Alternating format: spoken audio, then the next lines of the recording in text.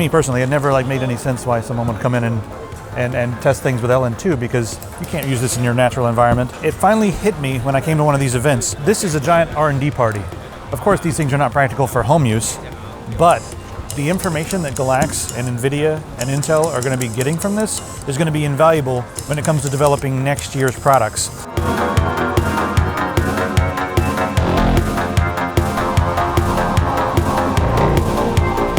Let's take a look at all the people. We got a stream addict here from Poland. Rolf Dankop, he won last year. He's from Germany. Fire Killer. Then we've got Steve Pons back there, getting ready. His beard all trimmed and ready to go. Alex. Here we have the judges, as you guys can see. Got Mad, who's freaking ridiculous. Peter. So you have to say it that way. Peter. That's Christian.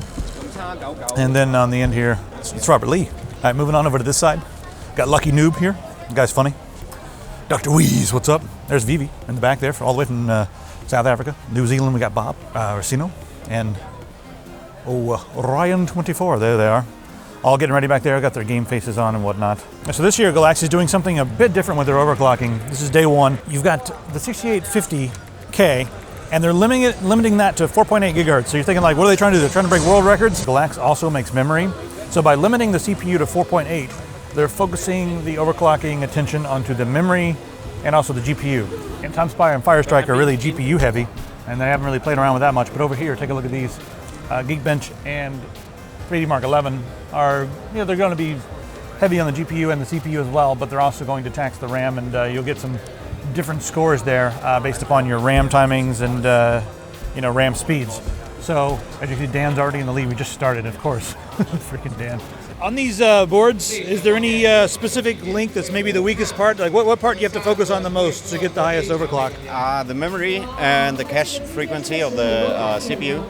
So that's pretty tough to get it working like I did at home, because I have pre-bent CPUs, and here we got some CPUs, that's it. So, yeah. So it's all the details then? Yeah, sure. So this is normally a white PCB, but they have painted some substance all over it, and that's really to isolate and protect all the different components there, memory modules, all the way over. They've even painted the MOSFETs and the the caps and everything. The whole entire power delivery system is painted, and then the core is painted as well. Now this just adds a layer of protection on top of here. This is just basically so they can pour LN2 all over this thing and not have to worry about it. All right, so you guys can see here, Vivi is applying Vaseline because he's about to make sweet love to this GPU. Doesn't want to go in there and doesn't want to go in there rough. So what's happening here is this is a faster way to do it, but it's not quite as safe. And also, if it touches the core, you're gonna have it's hard to apply the thermal paste without it maybe giving an issue because it's slippery. But it's just a faster way to go ahead and protect your components. Some like it hot, some like it cold, some like it both. All right, guys, we're gonna take a tour of this place because there's a lot more going on here than just the overclocking event. Play some games, case mods. We got vendors over here. This is the GALAX booth here. They're selling some stuff. Imlong. Well, what do you know? The code works. Hello, world. If you guys want to talk about the screen back here, because I want to talk about this screen back here, let's go around. All right, as you can see here, these screens are pretty ridiculous. I think I'm going to do like something like this for the office. You have a number of different panels there. If you look really closely between them, you can see the line in between the panel right there. Very thin, but these are individually addressable LED modular panels. And the way this works is you grab as many of these panels as you like, and then you can arrange them in any way you like, and then you go into the computer software and sort of set up how you have them arranged, and then you can do whatever you want on them. Like, take a look at the backdrop here. We've got some up top, all the way across, and we have little pieces over here of these LED modular panels. Let's go over here and take a look at the back side of these. Each one of these is individually addressable, like I said. They all have to have their own power, and then you can just arrange them any way you like. Go into the software and say, hey, here's where they all are. How about a couple of walls out of these in your future home? How about it? And we've got ridiculous lights everywhere. As you can see, this is crazier than a concert, well, mini concerts. These GTDs are very expensive.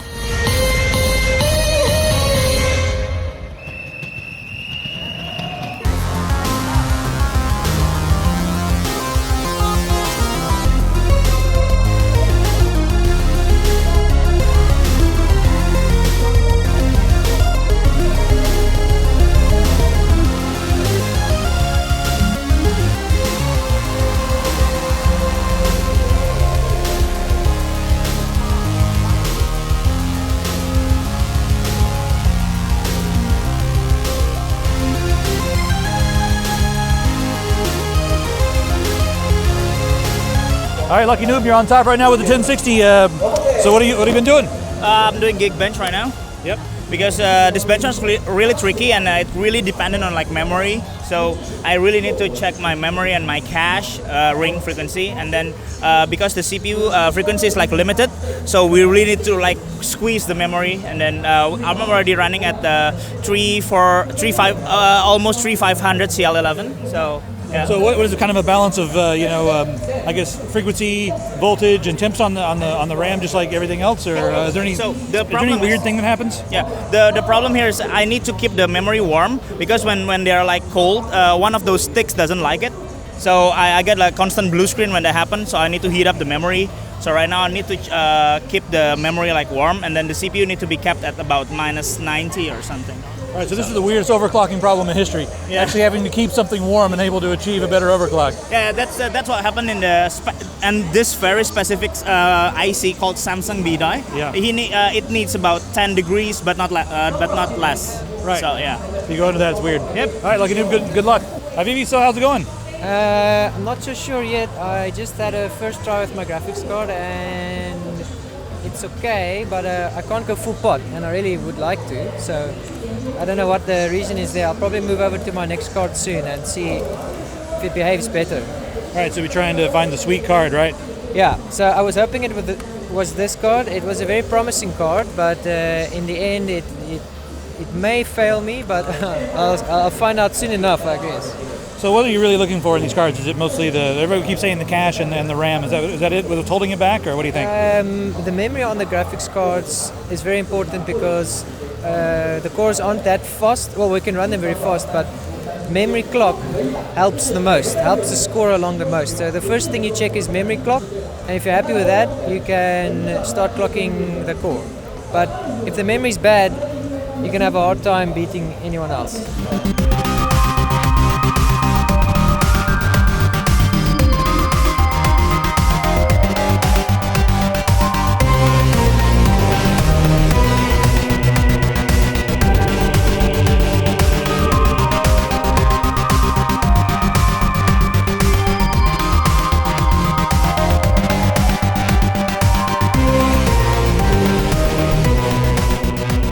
All right, Lucky Noob, dude, you get red all the way across the board there. So some people were complaining about the components, but I didn't hear any complaining from you. Do you think you got the secret recipe, or do you think you just knew what was up? What do you think?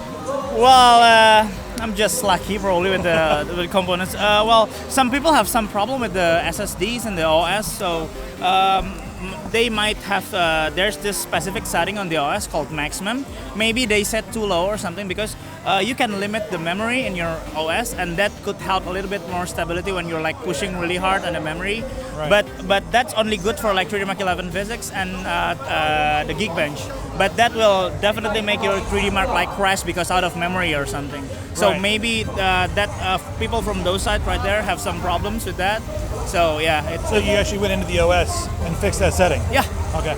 And as far as the GPU goes, what were you doing there to get the really, really high? Well, you were only about 2.7. Tomorrow you should be able to get higher. But yeah. But what did you do to get to win that competition as well?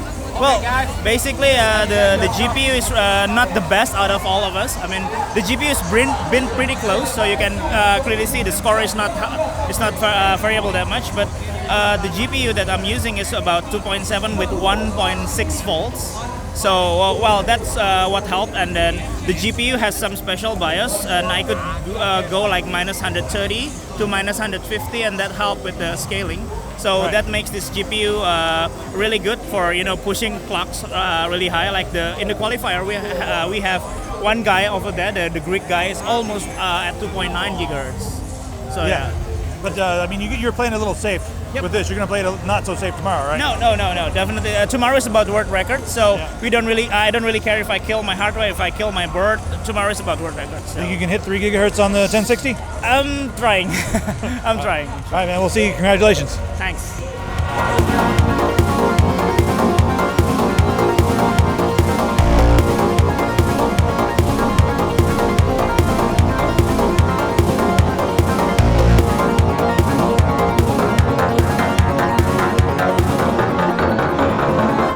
Gear Tour Road. So they're live, going over here into the input. right under there. Hey, buddy, right there. This, you know, we got it all set up here. I'm going to give it a little bit of volume. Mount it on the back of the monopod in case we need it. All the way around to this. That's a gimbal. It's called the Crane. You guys should look it up because it's freaking awesome. Ready to get serious? What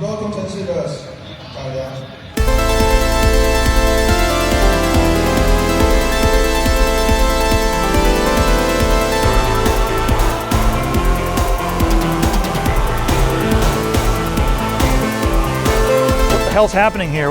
What's going on? With this? I let him touch the card. My card, the one that did like 2.9 almost gigahertz. How much did you do today before I came over? Yesterday I did like 2.8. No, today. Yesterday, yeah. This is like, No, today. this is the overclocking soap opera. Like a blue screen right now. Are you guys have, I mean, a bit of an advantage because of this GPU. Now, this GPU, come on over and take a look at this. This GPU is the legendary GPU that broke the frequency record for a GPU recently. They're going to try to push it even farther today. You know, I don't know if anybody can get to 3 gigahertz, but Stepan's is like, yeah, we're getting there. We're totally getting there. So we'll see. As you can see, we're having some issues with the thermal throttling and thermal shutdown of the car. So what happened is that when we lower the temperature, the paste cracks and we lose the contact, the connection, let's say, between the surface of the GPU and the GPU pod. So it instantly hits like 90 plus Celsius, and the thing is that it shuts down, which is pretty not cool. Right. Exactly. So even though you're throwing the LN2 on there, it's not completely. Yeah, it's useless. Right.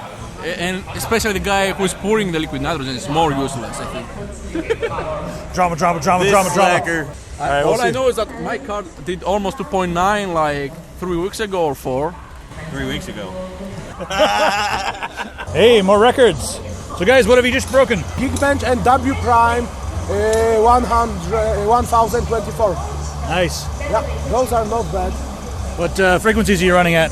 Well, I am running almost 6,600 megahertz. And I was running 6,666. Yeah, but also this different load. All right, this 1060 right here is running 3.012 gigahertz. 3.012 right up there on the screen. Can you see it? I just finished the benchmark, yeah. Just finished it, right? Yeah, sure. There it is. That's it. That's it. Guys, we were here for the world record. Dr. Weeze, Vivi, you're working with Bob, I forget. I mean, you have to look at the screen. All right, Fire Strike ran. They did it. What voltage and everything? That was running 1.6, I think. Yeah, around 1.6. But I reached 2980 at 1.55. So it... You had to bump it up to 1.6 to get the extra little bit of juice to push it over the edge. Do you know the temps on this when you ran it? Yeah, I was running full pot minus 186. How about your cache and how was the memory? The memory was clocked to 2700 megahertz, but I clocked it down to 2500. And I'm actually going to clock it down even further now to see if I can maybe just push it a little bit more. Right, so just trade off a little bit. Yeah. We're not out here to really break the score record, we're out to break the frequency record. So get the maximum frequency, Stuck Dr. Weeze just a minute ago, and the score of 5112 was invalidated because it wasn't supported correctly by system info, just didn't do it. But right over here, Bob and Vivi have been playing around to get a different card. You guys? Yeah, Bob and Z, right? So what happened with the next benchmark? You guys were able to break the 3 gigahertz barrier. So we were binning memory on, we bin probably 12 cards, right? So looking for good memory, and then we tried all of the good ones, and this is one. So 3 gig, no problem for keeping it full. Do you remember what voltage you guys were running at? 1.61. They were 1.6, you guys 1.61. Wow, how about the memory? You guys remember that? We didn't try and push. It was just the 3 gig we were aiming for. Yeah, Weeze was underclocking. Remember when you guys just left it alone? Or? Did he underclock? All right, so you guys actually hit 3 gigahertz. What happened? No, he did. I mean, I he's couldn't like deal with honest. him much longer. He went for more cigarettes and beers, like every Murican. You know, I don't think you're supposed to smoke in here, but we were drinking outside. That's my vodka right here. Hey, easy. It's yours. It's mine. All right, so this is the GPU. Why you are not sharing it? Do you remember what settings you used on this little guy? Little guy? The 1060, yeah. Yeah, I mean like 1.65 V-core. Oh, whoa, all the way up to 1.65. Yeah, 1.7 on VNAND. Try that at home. Yeah, exactly. Everyone right now, just 1.65 go. Yeah, right. and also like minus 178, something like that. Okay. 3 gigahertz on core, 2.7 on MAN. Thanks, because it's like Samsung. But yeah, that's all. Nice. You just clock it, bench it, like, and you get the result. Yeah, Super easy when you have GALAX hardware, right? Nice. All right, well, I didn't expect this many cars to hit 3, but congratulations. Thank you. Cool. All right, guys. Hoping for more in the future, right? Yeah, indeed.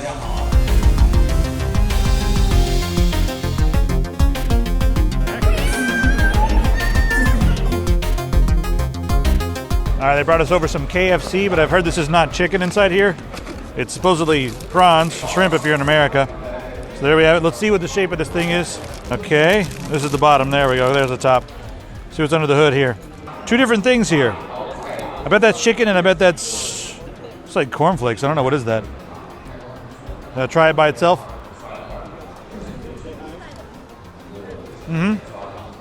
It's prawns. A little oily. It's all right. Try the other one here. I don't usually eat this much fried food, but whatever. When in China, eat Kentucky Fried Chicken. Half prawns, half chicken. The chicken actually tastes pretty good. They haven't invented tomatoes yet. And we haven't shared the technology. How do you hold this thing? We're not videotaping me eating this. I'm not Guy Firepants or whatever the fuck. Oh. It tastes like what it is. The lettuce has a sort of a zingy mayo on it. Tastes almost like a sweet Chipotle mayo, but I know they don't really, Chipotle's not too much of a flavor around here. Just sort of a spicy, sweet, chili mayo, whatever.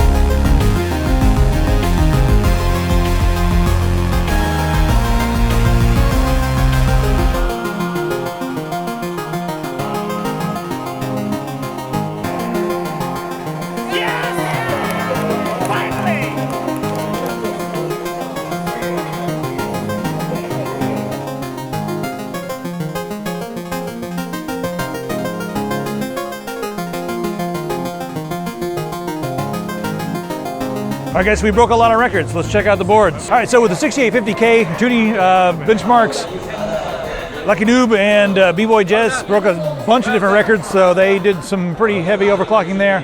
W Prime, Cinebench, Geekbench, all broken by them. And then Stepan, Dan, and Firekiller, they were able to break XTU over with the 6850K. Those are all 2D benchmarks. Moving on over 6700 and 6600K.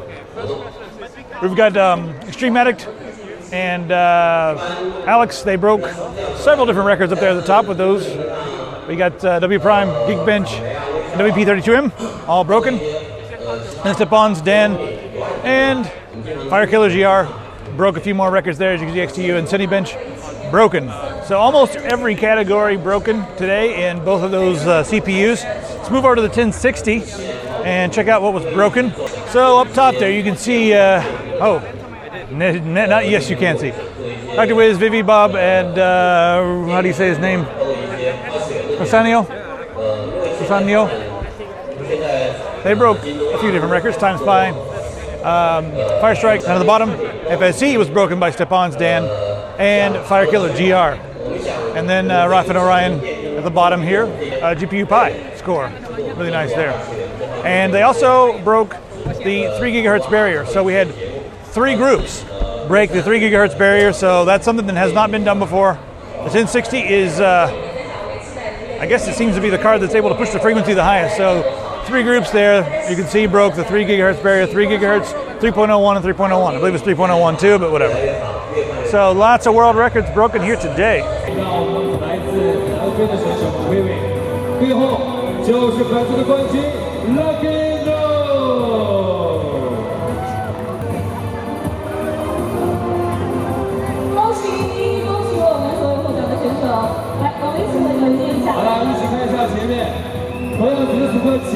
所有参与本次。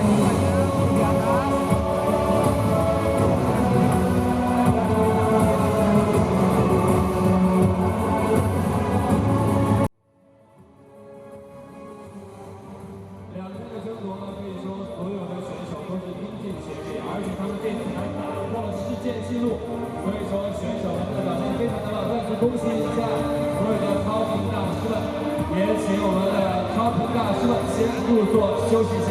Thank you everyone. Thank you. Thank you. 感谢各位。Thank you. 哇，那可以说你们嘉年华呢，其实超频大。